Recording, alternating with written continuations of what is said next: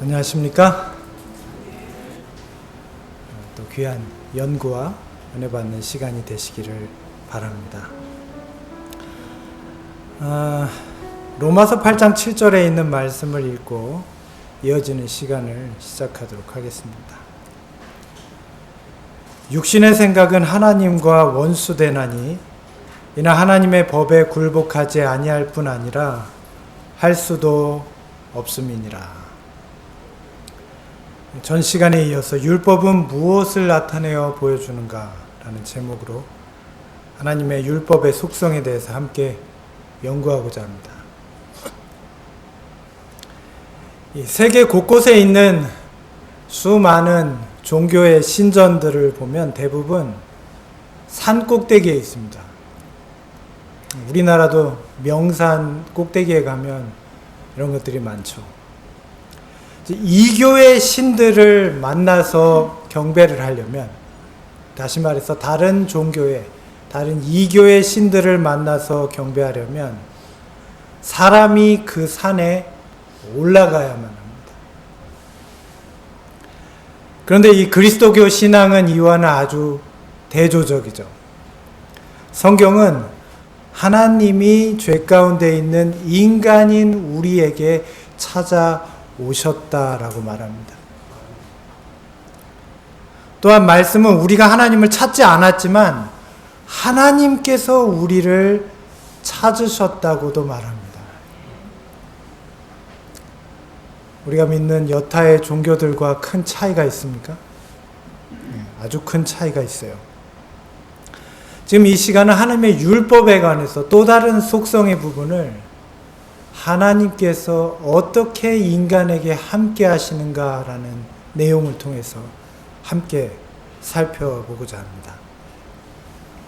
하나님께서 이렇게 우리를 적극적으로 찾으시고 그들과 함께 거하기 위해서 내려오심을 보여주는 가장 분명한 예가 구약의 성소를 통해서 발견하게 되는 것입니다. 그래서 구약의 성소를 연구하게 될 때 우리는 하나님께서 어떻게 인류와 함께 계시고 그들을 죄로부터 승리하게 하시는지를 깨달을 수 있어요. 무엇이요? 구약의 성소 제도가. 그래서 증언의 말씀에는 하나님의 백성들이 특별히 이 성소와 조사심판에 관한 문제들을 잘 연구해야 된다라고 여러 번 얘기했어요. 그렇지 못하면 그들은 이 시대에 필요한 믿음을 올바로 활용할 수 없게 될 것이라고 얘기했어요. 구약의 성소제도는 죄인에게 율법은 어떤 속성을 나타내고 있는지를 잘 보여주고 속죄와 중보라는 이 성소제도를 통해서 하나님께서 그런 죄 가운데 있는 인간에게 그분의 율법에서 나타난 것처럼 거룩하고 준엄하신 공의의 하나님께서 어떻게 죄 가운데 있는 인간에게 함께 하시는가, 그분의 임재와 그분의 구속의 상징을 그대로 보여주고 있습니다. 성소제도는 죄를 짓고 타락한 인류를 다시 하나님과 하나 되게 하는 특별한 목적으로 하나님에 의해서 계획된 것입니다. 인간이 만들었지만 인간의 계획에 의해서 만들어진 게 아니에요. 이 세상에 있는 다른 성소랑 달라요. 하나님이 계획해서 인간에게 만들게 하셨어요. 성소는 사람을 죄로부터 정결케 함으로써 죄로 말미암아 하나님과 분리된 장벽을 없애는 그런 장소입니다. 죄는 우리를 하나님께로부터 분리시키기 때문이에요. 하나님께서는 거룩하시고 의로우신 분입니다. 또한 그러시기에 하나님은 소멸하는 불이에요. 주님의 자비하심이 아니면 우리는 벌써 소멸되었을 것입니다. 왜냐하면 하나님이 거룩하신 분이기 때문에. 우리는 이 시대에 우리가 하나님과 어떻게 하면 더 가까운, 더욱더 깊은 관계에 들어갈 수 있는지를 연구해야 합니다. 왜 그렇죠? 왜 이 시대에 특별히 연구해야 합니까? 그리스도의 재림이 임박했기 때문입니다. 하나님은 거룩하신 분이에요. 소멸하는 불이에요. 그런데 그분의 다시 오심이 임박했어요. 그럼 우리는 어떻게 해요? 그분과 함께 거할 준비를 갖춰야 돼요. 우리는 그 이후로 이 성소와 특별히 거기에 나타나는 구속의 계획들을 잘 이해해야 합니다. 그래서 이 마지막 시대에 하나님과 더할 나위 없는 깊은 가까운 관계로 들어가야 돼요. 이 시대 하나님께서 이 마지막 시대의 백성들에게 원하시는 하나님의 뜻입니다. 과거에 믿던 대로 믿어서도 안 되고 어제와 같은 자세로 살아가도 안 되고 우리는 더욱더 깊은 하나님과의 만남을 통해 다가가야 돼요. 우리가 본문에서 읽었던 로마서 8장 7절은 죄인에게 율법이 어떠한 속성을 띠는지를 잘 보여줍니다. 이 세상에 자연적으로 태어난 사람은 결코 저절로 율법을 지킬 수 없습니다. 왜냐하면 육신의 생각은 하나님과 원수가 되기 때문이에요. 인간이 습득하게 된 본성은 하나님의 율법을 거역합니다. 우리에게 습득된 본성은 하나님의 율법을 거역해요. 그는 하나님과 전쟁을 치르는 원수 관계에 있게 돼요. 그래서 인간은 습득된 본성을 통해서는 하나님과 화목할 수 없어요. 원수된 관계에 놓여 있어요. 하나님이 원하시는 것은 우리에게 기쁘지 않고 그분의 거룩함은 우리에게 부담스럽고 그분의 율법은 나를 망하게 할 뿐이에요. 왜냐하면 내가 죄 가운데 있기 때문이에요. 우리는 지난 시간 그러므로 거듭나야 된다고 배웠습니다.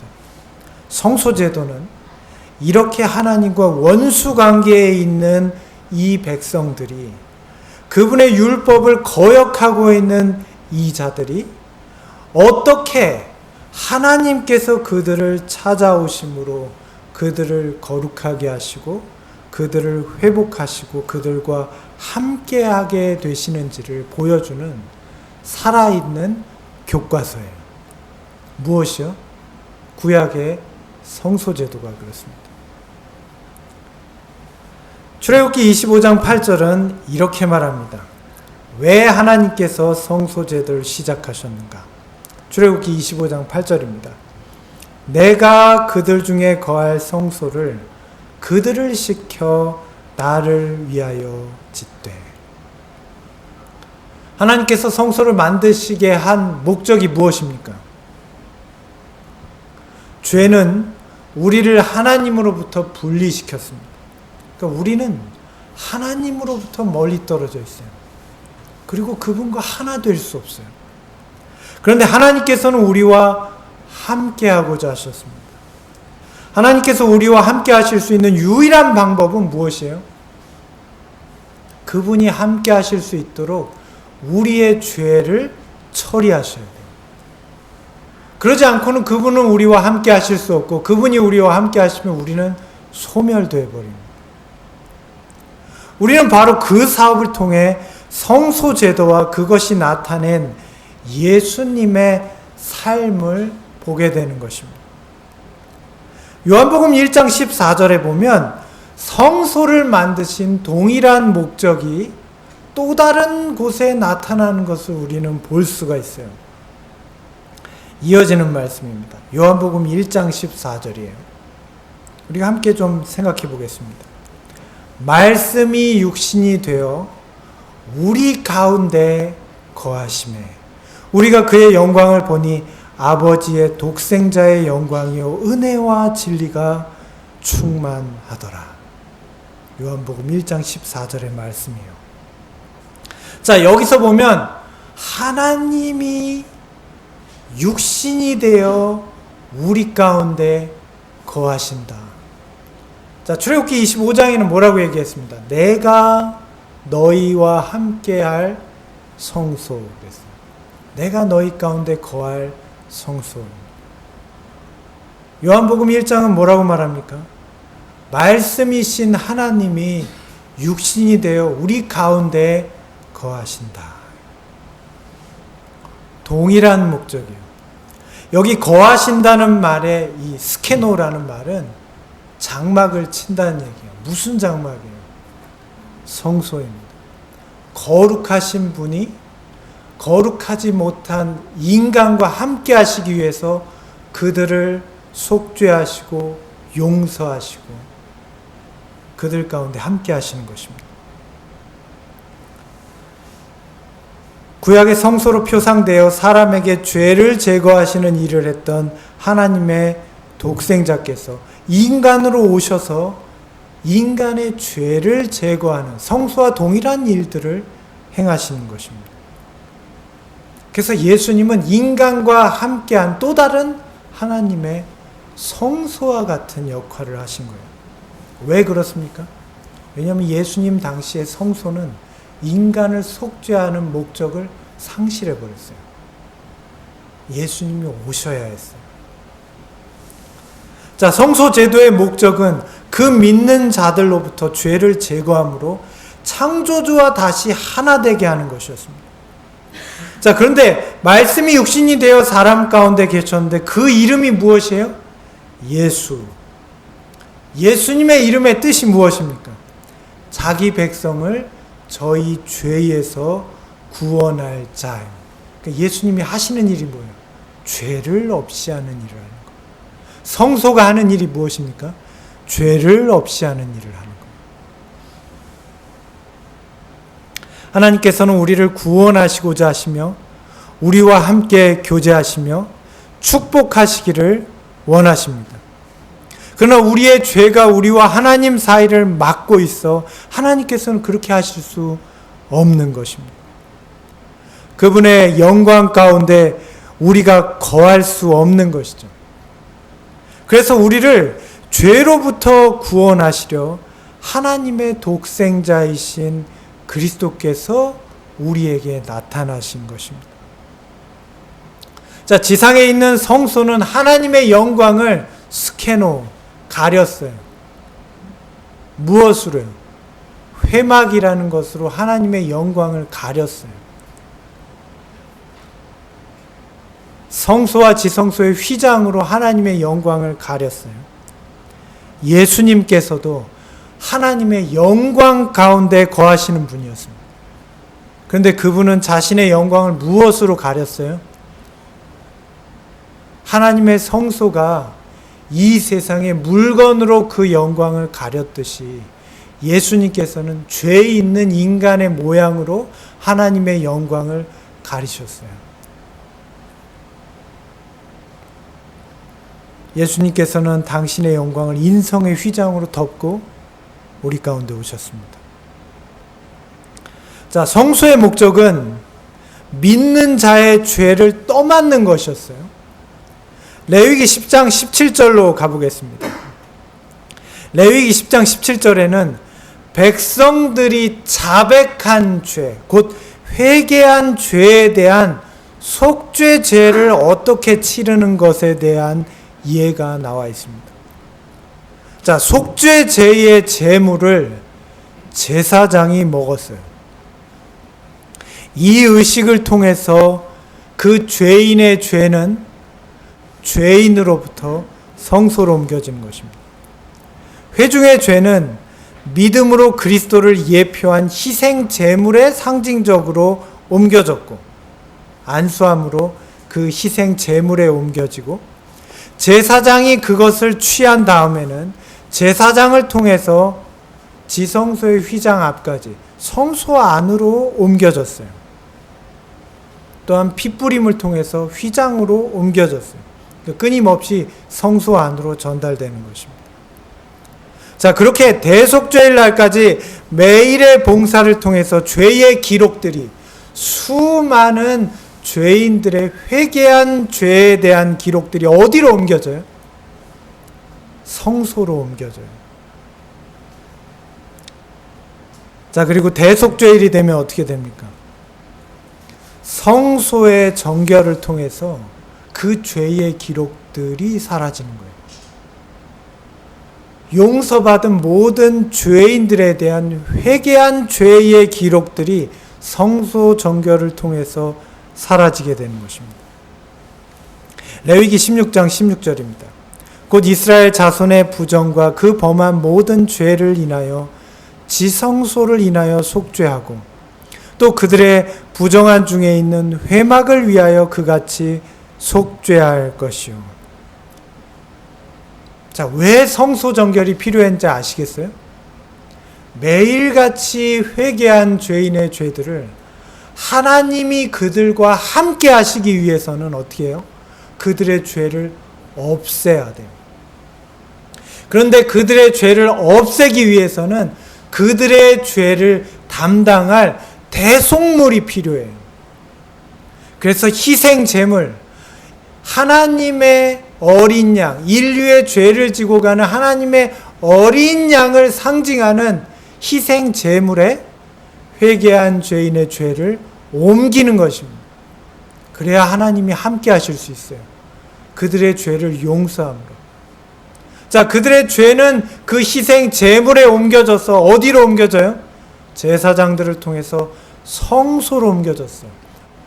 그렇게 해야만 하나님이 죄를 용서하실 수 있어요. 죄를 없애실 수 있어요. 죄를 없이 해야만 하나님은 그 죄인들과 함께 하실 수 있어요. 회개한 죄인들의 죄는 희생 제물과 성소를 통해서 매일 성소 안으로 옮겨지는 것입니다. 그러면 그 성소에는 그 죄인들의 죄의 기록들이 피와 희생 제물의 형태로 쌓여가게 돼요. 자, 그래서 성소가 정결해져야 돼요. 성소의 정결은 성소를 치우는 것이 아니라 성소로 옮겨진 죄인들의 죄악을 제거하는 일이었어요. 그래서 성소 정결을 통해서 이루어지는 일은 무엇이에요? 죄인들의 죄를 정결케 하는 일이에요. 우리는 여기서 성소 정결이 의미하는 바를 알게 됩니다. 이것은 정결되어야 될 믿는 자들의 죄의 기록을 정결케 하시는 것이고, 그로 인해 성소 자체가 정결해질 뿐만 아니라 다니엘서 8장 14절에 나온 예언과 같이 모든 죄인들의 죄악을, 회개한 죄인들의 죄악을 죄로부터 정결케 함으로 하나님께서 다시 그들과 함께 하실 수 있게 되는 것입니다. 성소 정결의 의미를 이해하셨습니까? 그 죄악을 정결케 하시는 이유를 아시겠어요? 왜 성소 정결이 필요한지 이해하셨습니까? 하나님께서 그들과 함께 하시기 위해서요. 다니엘서 8장 14절에는 이것을 예언적으로 2300주야까지니 그때의 성소가 정결함을 입으리라 말씀하고 있습니다. 이 성소는 지상에 있는 성소가 아니었습니다. 이 성소는 예언적인 시간 가운데 하나님께서 그리스도를 통하여 하늘 성소를 정결케 하시는 일을 하실 것을 예언적으로 묘사하고 있는 거예요. 자, 그러면 하늘에 있는 성소를 정결케 하시는 이유는 무엇입니까? 자, 지상의 성소를 왜 정결케 해야 했죠? 죄인들의 회개한 죄에 대한 기록들을 정결케 하실 필요가 있었어요. 하늘의 성소는 회개한 죄인들의 죄를 정결케 할 필요가 있어요. 왜 그렇습니까?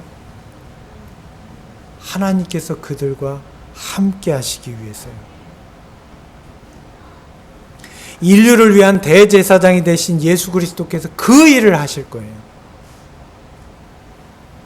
놀라운 진리 아닙니까?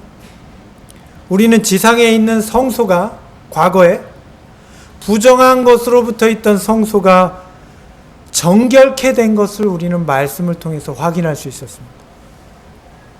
다니엘서 8장 14절에 하나님께서 예언 가운데 말씀하신 하늘 성소가 정결케 될 때 우리는 누구도 정결케 될 수 있는 것을 알 수 있게 돼요. 누가 정결케 될 걸 알 수 있게 돼요. 회개한 모든 죄인들의 죄악이 정결케 되므로 우리도 정결케 될 수 있는 것을 알 수 있게 되는 거예요.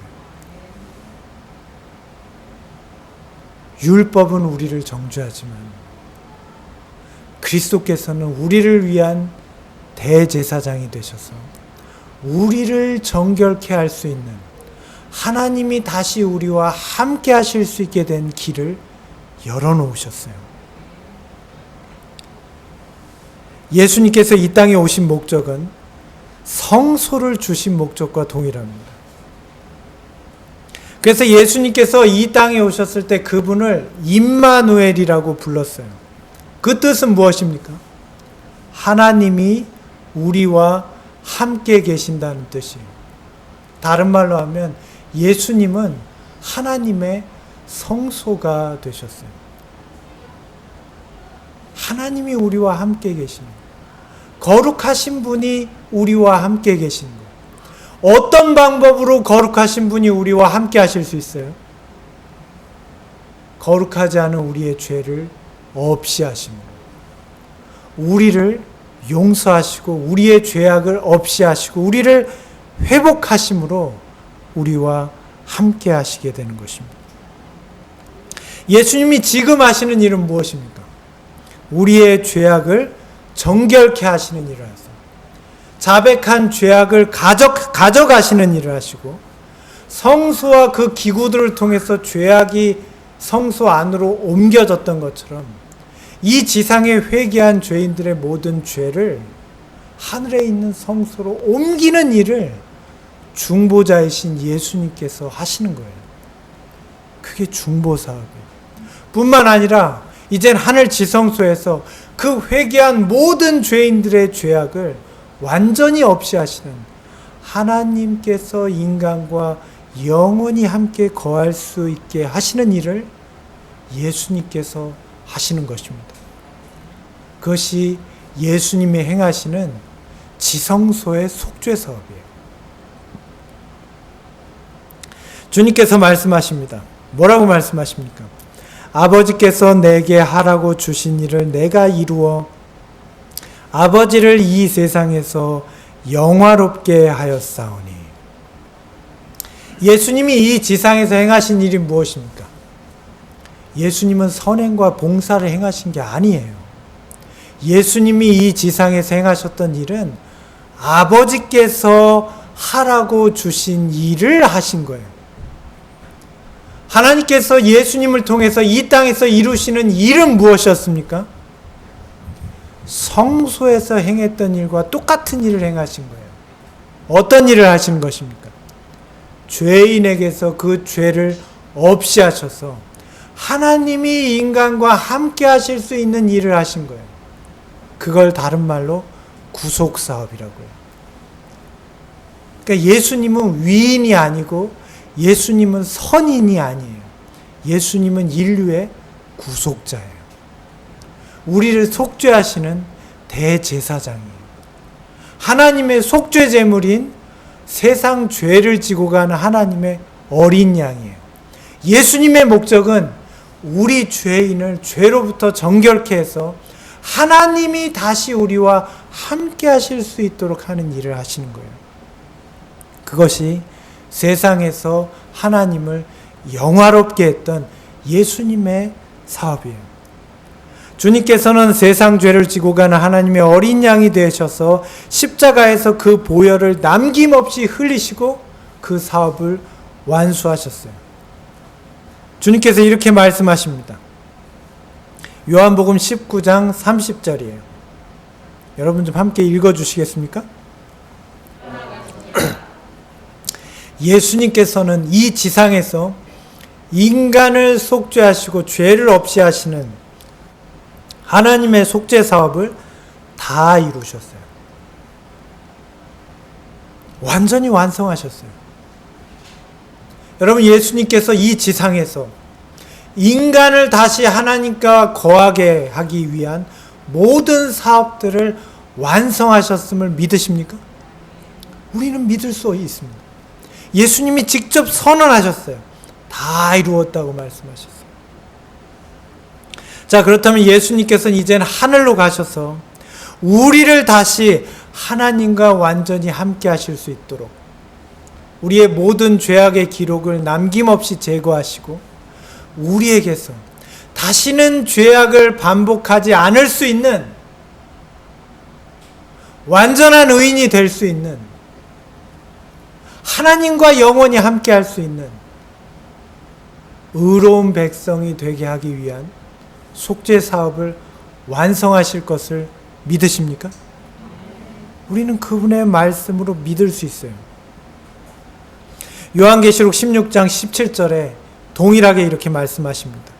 일곱째 천사가 그 대접을 공중에 쏟음에 큰 음성이 성전으로부터 보좌로부터 나서 이르되 되었다 하시니 다 이루었다는 거예요. 하늘의 모든 속죄 사업이 마쳐진 거예요.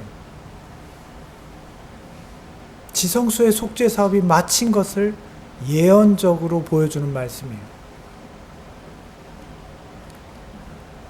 주님께서는 지상에서 그 모든 사업을 완성하셨듯이 하늘 성소에서도 그 모든 사업을 완성하실 것입니다. 그래서 다니엘 8장 14절에 다니엘은 2300주야까지니 그때 성소가 정결함을 입겠다라고 말씀하셨어요. 이 지상의 속죄 사업에서 대제사장이 성소가 정결함을 입었다고 말하고 선언할 때 이스라엘의 모든 백성들 앞에는 완전한 희락과 기쁨이 충만했어요. 진정한 축제와 환희가 있었어요. 그들의 모든 죄악이 다 없어진 거예요. 제사장은 성소 문 앞에 나와서 종려나무 가지를 흔들면서 말했어요. 다 속죄되었다. 그러한 선언을 그리스도께서 하시는 것입니다. 우리는 말씀을 통해서 그 사실을 믿을 수 있어요. 하나님께서 그 백성의 모든 죄악을 정결케 하실 것을 믿을 수 있어요. 다시 하나님이 우리와 함께 하실 수 있게 되실 것을 우리는 믿을 수 있는 것입니다. 여러분, 우리의 모든 죄악이 사라질 것을 믿을 수 있어요? 그걸 믿을 수 있어야 돼요. 오늘 우리에겐 믿음이 부족해요. 그래서 우리는 우리의 죄악이 없어질 것을 믿지 못해요. 우리는 끊임없이 죄악을 반복할 것이라고 생각해요. 그리고 그렇게 믿고 살아요. 그걸 당연하게 여겨요. 하나님은 그렇게 말씀하지 않으세요. 성소 제도를 통해 보여주셨고 예수 그리스도의 속죄를 통해서 내가 죄악을 완전히 없이 하겠다는 확고한 의지를 보여주셨어요. 하나님의 말씀이에요. 우리는 그걸 믿을 수 있어야 돼요. 그런데 믿음이 부족합니다.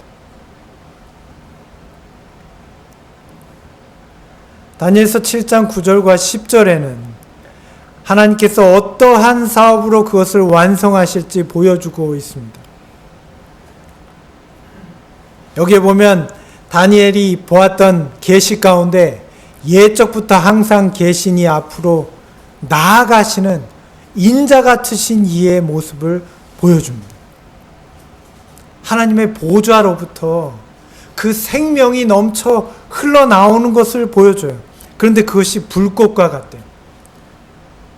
여러분, 계시록에 보시면 하나님의 보좌에서 생명강이 흘러나와요. 그 생명강에서는 만국을 소성케 하는 생명이 흘러나와요. 근데 다니엘이 본 계시 가운데 그 생명강이 흐를 때에 하나님의 보좌로부터 율법의 화신인 하나님의 보좌로부터 나온 그분의 거룩함이 그 생명강에 비칠 때 그것이 무엇처럼 보였어요? 불처럼 보였어요. 오늘 우리가 거기에 나아가게 될 것을 여러분 믿으십니까?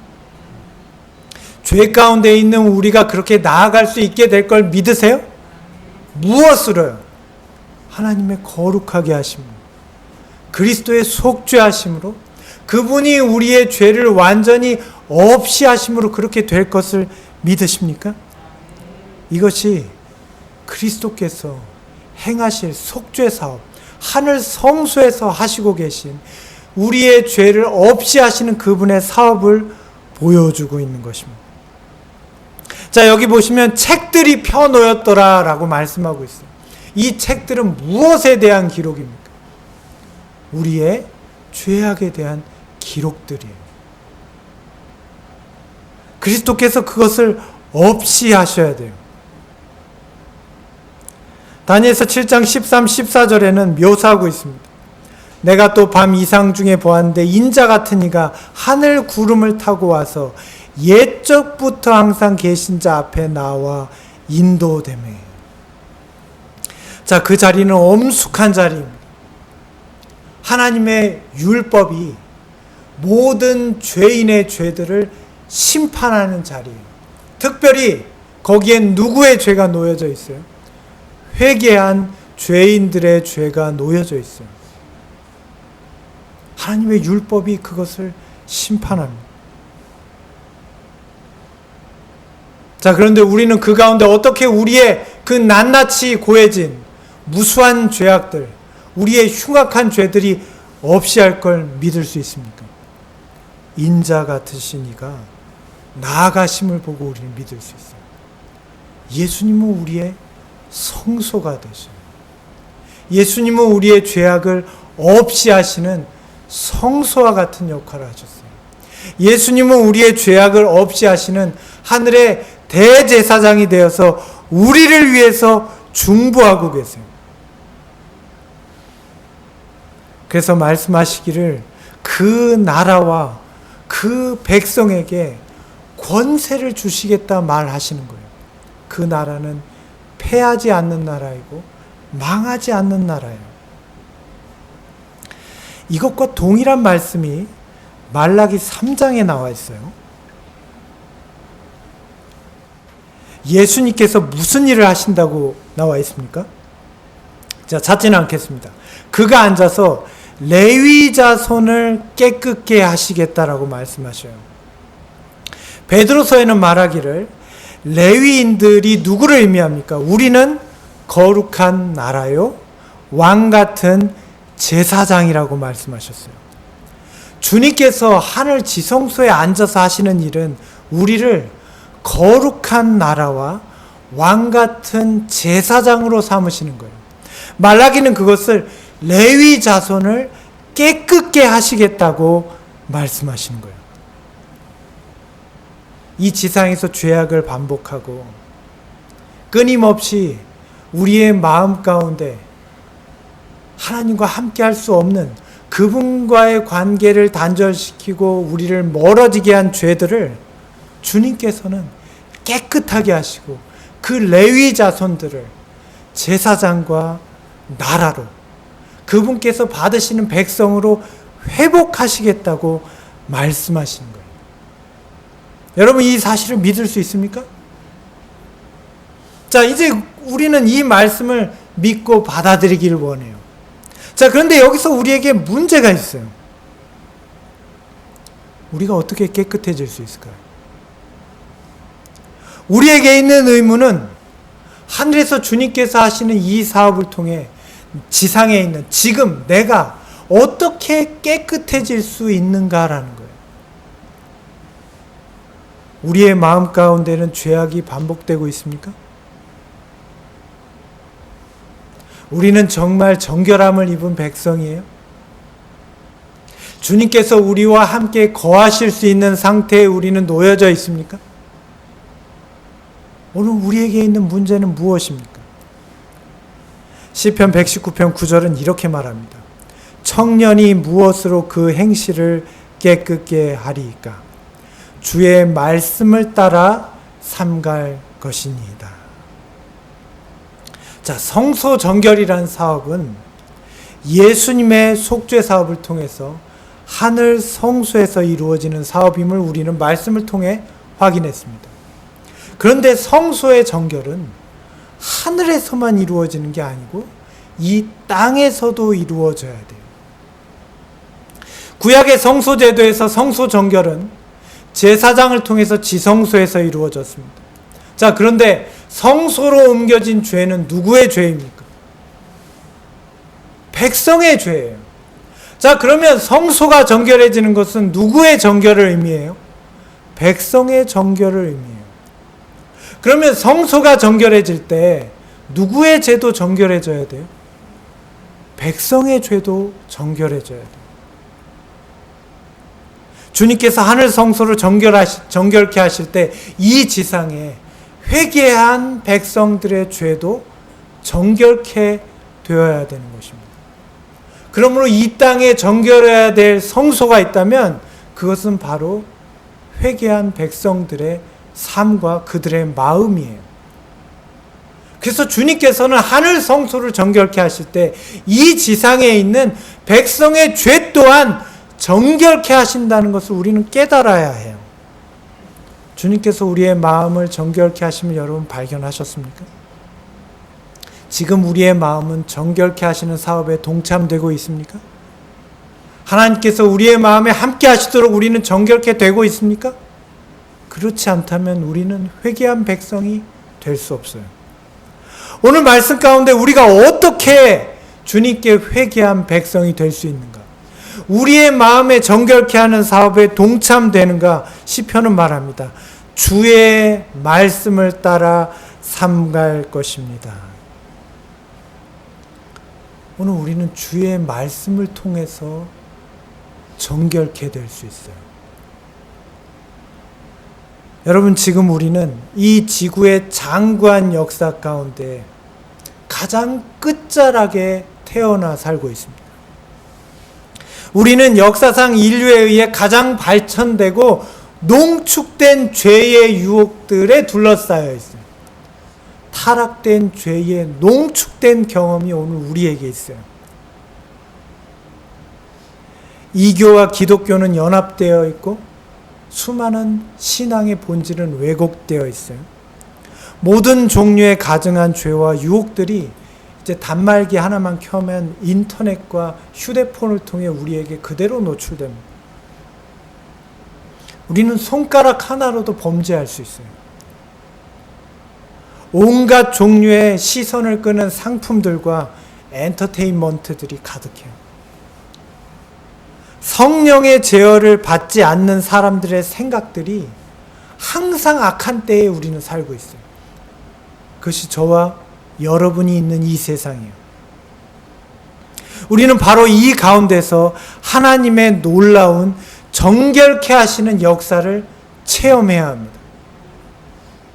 그렇지 않으면 우리는 아직도 죄악 가운데 있는, 회개하지 못한, 정결케 되지 않은, 하나님께서 함께 하실 수 없는 인간이에요. 오늘 말씀은 무엇이라고 합니까? 주의 말씀을 따라. 시편 119편 11절은 그것을 이렇게 말합니다. 내가 주께 범죄치 아니하려 하여 주의 말씀을 내 마음에 두었나이다. 범죄치 않기 위해서 주의 말씀이 우리 마음 가운데 있어야 합니다. 이것을 깨달으셔야 돼요. 성소의 가장 깊은 곳에는 지성소가 있었어요. 지성소의 한 가운데에는 언약궤가 있었습니다. 그 언약궤 위에 쉐키나 영광이 하나님의 임재를 상징했어요. 하나님이 직접 나타나신 곳이었어요. 거룩하신 분이 임재하신 장소였어요. 그 안에 율법이 있었습니다. 하나님의 율법이 새겨진 두 돌비가 있었어요. 하나님께서는 그 율법을 우리의 마음 가운데 새기길 원하세요. 주님께서 당신의 율법이 당신의 품성을 통해서 우리의 마음에 새겨지게 하고자 원하시는 것입니다. 그리하여 우리가 이 말세에 더 이상 범죄치 않도록 우리의 마음 가운데 하나님의 율법이 새겨지게 되기를 원하세요. 마음에 하나님의 율법이 새겨진다는 것은 우리가 더 이상 범죄하지 않는다는 걸 말해요. 범죄하지 않기 위해서는 하나님의 율법이 우리의 마음에 새겨져야 돼요. 그것을 오늘 시편의 말씀에는 무엇이라고 했습니까? 주의 말씀을 내 마음에 둔다라는 거예요. 여러분, 지금 우리는 말씀을 듣고 있습니다. 말씀을 듣는 것이 내 마음에 두는 것입니까? 반드시 그렇지는 않아요. 우리는 때로 성경을 읽고 신앙 서적들을 가까이 합니다. 그것이 내 마음에 말씀을 두는 것입니까? 반드시 그렇지는 않아요. 오늘 하나님의 말씀은 우리의 마음을 정말 변화시킬까요? 우리를 더 이상 죄짓지 않도록 우리의 마음의 죄악들을 주님께서 제거하실 수 있도록 하나님의 말씀이 우리 속에서 행할 수 있을까요? 히브리서 4장 12절은 이렇게 말합니다. 하나님의 말씀은 살아있고 활력이 있어 좌우에 날선 어떤 검보다도 예리하여 혼과 영과 관절과 및 골수를 찔러 쪼개기까지 하니 또 그 마음의 생각과 뜻을 판단하나니. 하나님의 말씀은 살았어요. 예리해요. 우리가 어떤 범죄에 대한, 어떤 죄에 대한 딜레마나 복잡한 문제에 빠져 있을 때, 더 이상 상의할 대상이 없을 때 하나님의 말씀은 예리하게 우리의 마음 가운데서 그것을 해결하십니다. 하나님의 말씀이 그걸 해결하세요. 혼과 영과 관절과 골수를 찔러 쪼개고 그 마음의 뜻을, 생각을 감찰하신다 그랬습니다. 주님께서 그 말씀 가운데 우리의 마음 속에서 동일한 율법으로 우리의 마음의 동기를 헤아리시고 우리를 회개케 하심을 알고 계십니까? 주님께서는 말씀을 통해서 우리의 마음 가운데 함께 하세요. 여러분, 이 사실이 두렵습니까? 주님께서 말씀을 통해서 우리의 마음 가운데 함께 하시고 우리의 생각을 헤아리시고 우리의 동기를 살피시고 두려워요? 우리의 마음 속에서요. 우리는 왜 이 사실을 두렵고 불편하게 생각합니까? 율법은 거룩한 것입니다. 그러므로 그 율법이 하나님의 말씀을 통해서 우리의 마음 가운데 새겨질 때 그것은 우리의 마음과 생각과 동기를 살핍니다. 우리를 괴롭게 하고 우리를 회개케 해요. 왜 그렇게 하시는 것입니까? 우리의 죄를 없이 하시기 위해서요. 우리를 회개케 함으로 주님께서 그 죄를 없이 하시기 위해서요. 하나님은 너무도 우리를 사랑하셔서 우리와 함께 하시기 위해서요. 그분은 거룩하시고 소멸하시는 불이기 때문에 우리와 함께 하시기 위해선 우리의 죄악을 없이 하셔야만 하시기 때문이에요. 주님께서는 말씀으로 우리의 마음 가운데서 그 일을 행하고 계십니다. 주님의 살아있는 말씀이 성령을 통해서 우리의 마음에 새겨질 때 우리를 도우실 것입니다. 이것이 우리가 이 마지막 시대에 승리할 수 있는 유일한 비결이에요. 여러분, 예수님께서 이 땅에 계실 때 모든 시험 가운데에서 승리하셨다는 것을 기억하고 계십니까? 주님께서 어떻게 승리하셨습니까? 주님께서는 우리와 같은 연약한 인성을 입고 오셨어요. 우리와 같은 죄 있는 모양으로 오셨습니다. 어떻게 죄의 유혹에 저항하실 수 있었어요? 오늘 말씀 가운데 그 답이 있어요. 에베소서 6장에는 이렇게 얘기합니다. 성령의 검, 곧 하나님의 말씀을 가지라. 에베소서 6장은 우리에게 하나님의 전신갑주가 있다고 그랬어요. 전신갑주는 우리를 이 재앙과 이 투쟁으로부터 승리하게 할 하나님의 보호막이에요. 그런데 그것이 무엇이었어요?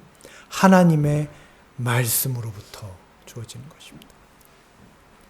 우리의 싸움은 혈과 육에 대한 싸움이 아니에요.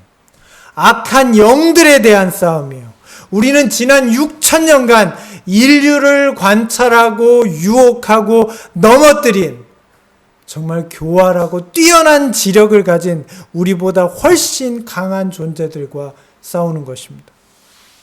어떤 물리적인 이 세상의 대상과 싸우는 게 아니에요. 여러분의 남편이나 여러분의 자녀와 싸우고 있는 것들이 아니고요. 세상의 어떤 유혹과 싸우고 있는 게 아니고요. 이 세상의 어떤 욕심들과 싸우고 있는 게 아니에요. 영들의 싸움이에요.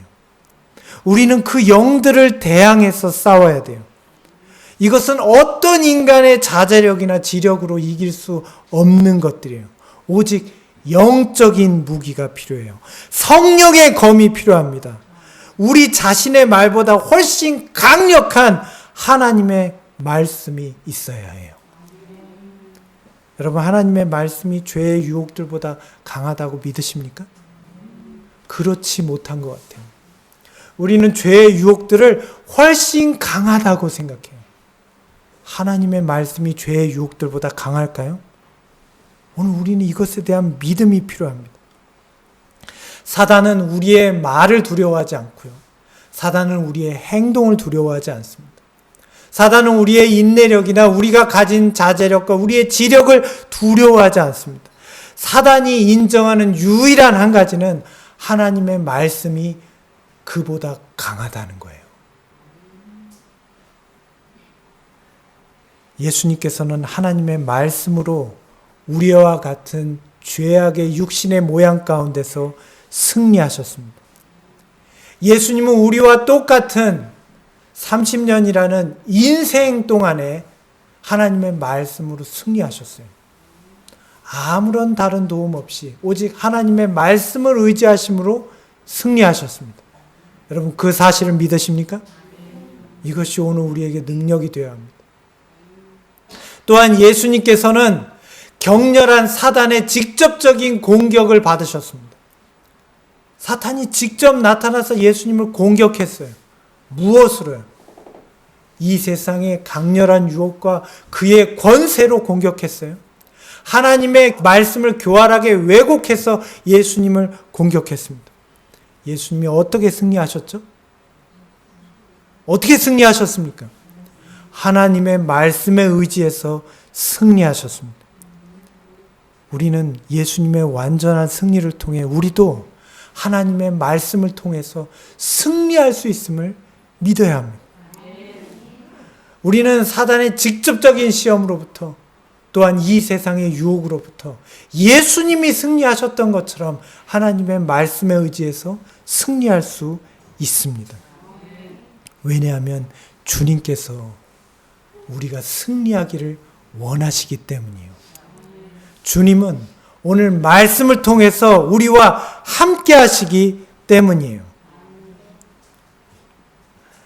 에베소서 5장 26절에는 말씀하고 있습니다. 이는 곧 물로 씻어 말씀으로 깨끗하게 하사 거룩하게 하시고, 하나님의 말씀은 우리를 거룩하게 하는 예수님의 임재를 경험하게 하는 것입니다.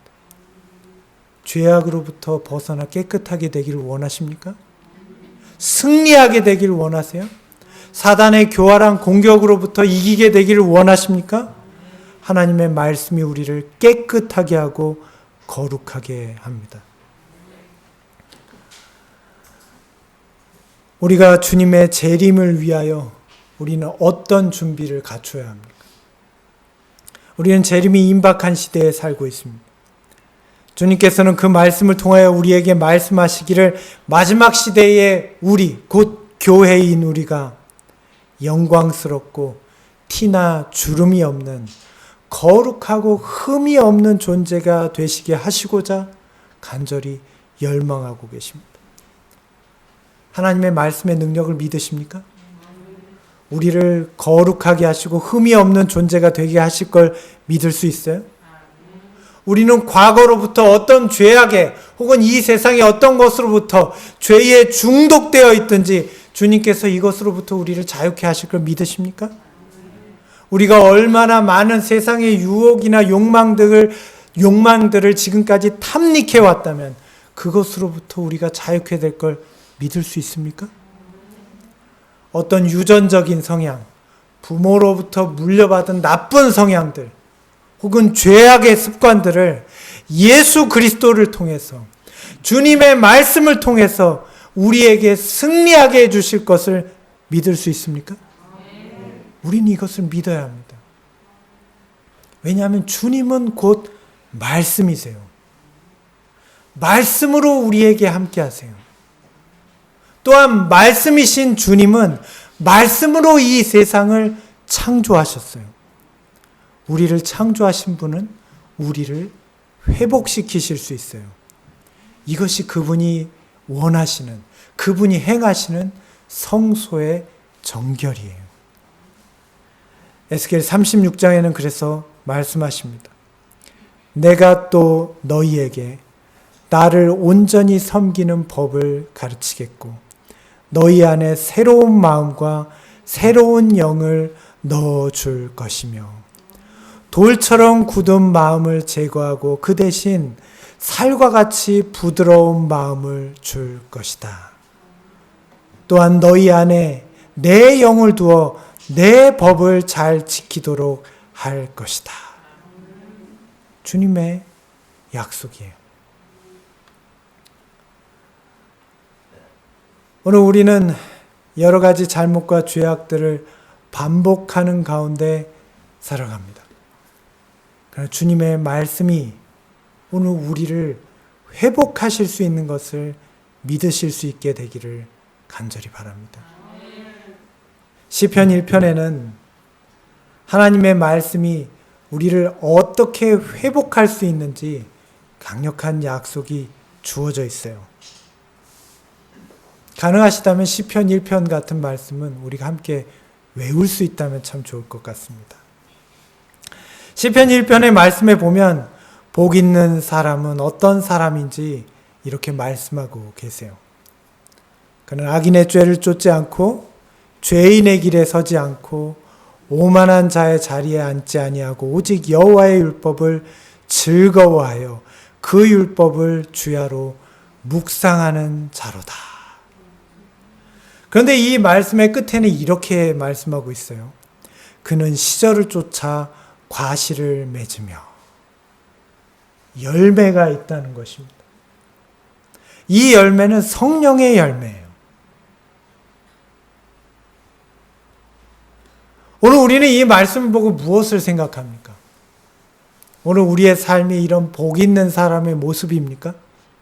사실 우리는 꼭 그렇지는 않아요. 그런데 여러분 더 놀라운 것은 이 말씀에 복 있는 사람은 우리라기보다는 예수님이세요. 예수님이 이 복 있는 사람이에요. 예수님은 단 한 번도 죄인의 길에 서지 않았어요. 예수님은 단 한 번도 오만한 자의 길에 앉지 않으셨고 율법을 그 마음에 모시고 계신 분이에요. 예수님은 형통한 분이에요. 그분께서 우리를 구원하십니다. 이 시편을 썼던 다윗은 그 자신도 악랄한 죄악에 빠졌어요. 그는 먼저 육신의 정욕에 무너졌고 율법을 범했습니다. 그는 더욱 발전된 죄악을 행했고 거짓과 교만으로 살인에 이르게 됐어요. 다윗의 심령은 산산이 부서졌습니다. 하나님으로부터 완전히 버려질 것 같았습니다. 그에게는 무엇이 필요했을까요? 새 마음이 필요했어요. 어떻게 새 마음을 얻을 수 있습니까? 같은 시편의 다윗은 이렇게 말했습니다. 내가 주께 범죄치 아니하려 하여 주의 말씀을 내 마음에 두었나이다. 하나님의 말씀이 우리의 마음 가운데 있어야 돼요. 그것이 하나님의 율법이 우리의 마음에 새겨지게 하는 것이에요. 만약에 다윗이 정말 하나님의 말씀을 주야로 묵상하고 그 이웃을 돕고 하나님을 찬양하는 삶을 계속 반복했다면 그가 죄악에 빠졌을까요? 그가 실수할 수 있었을까요? 그는 범죄할 시간이 없었을 것입니다. 오늘 우리는 죄와 대면하고 투쟁하는 가운데 있습니다.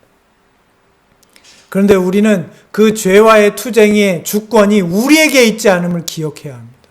우리는 싸워서 이길 수 없어요. 그리스도께서 그 주권을 가지고 계십니다.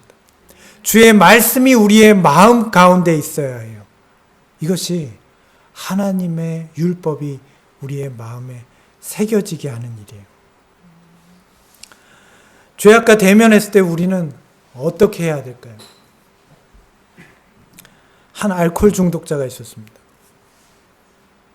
그는 힘겨운 중독의 치료를 받았어요. 그런데 그럼에도 불구하고 알코올의 냄새만으로도 강력한 유혹이 있었어요.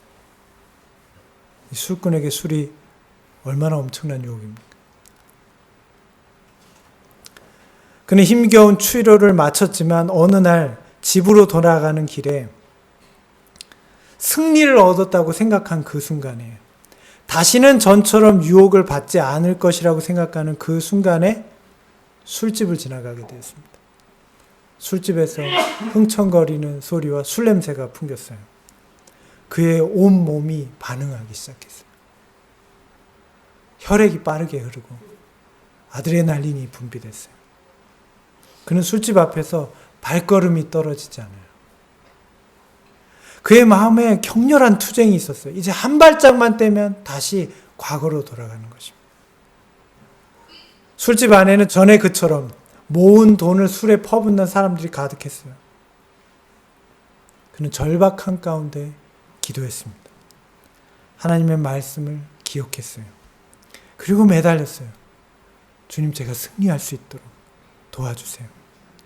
그런데 건너편에 우유를 파는 가게가 보였어요.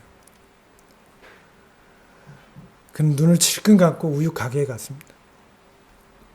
우유 한 병을 달려고 그랬어요. 우유 한 병에 1,000원이었어요. 그는 그 우유를 원샷했습니다. 다 마셨어요. 그리고 주머니에서 2,000원을 더 꺼냈어요. 그리고 우유를 2병 더 달라고 그랬어요. 그리고 그 자리에서 다 마셔버렸어요. 너무 배가 불러서 더 이상 술을 마실 수가 없었어요. 그는 집으로 되돌아갈 수 있었습니다. 여러분, 우리가 죄악과 싸워 승리하려면 더 이상 죄악으로 배를 불리면 안 됩니다.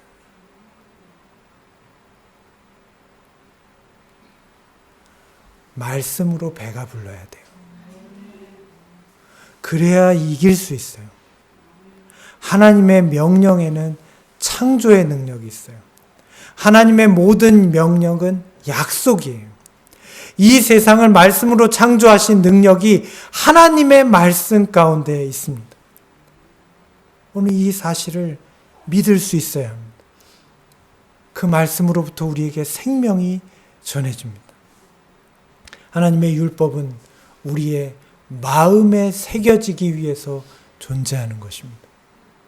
사랑하는 성도 여러분, 오늘 저와 여러분이 이 말씀이 우리의 마음 가운데 새겨짐으로 온전한 승리를 경험하게 되시기를 바랍니다. 그리스도께서 우리의 죄악을 정결케 하실 때 이 땅에 우리 가운데 일어나는 일은 주님의 말씀이 우리 가운데 거함으로 모든 죄악으로부터 승리하게 되는 일이 일어나야 하는 것입니다. 이것이 율법의 또 다른 속성이에요. 저와 여러분이 주님의 말씀을 우리의 마음 가운데 모심으로 모든 죄악으로부터 승리하게 되는 복 있는 하나님의 백성이 되길 바라며 오늘 말씀을 마치겠습니다.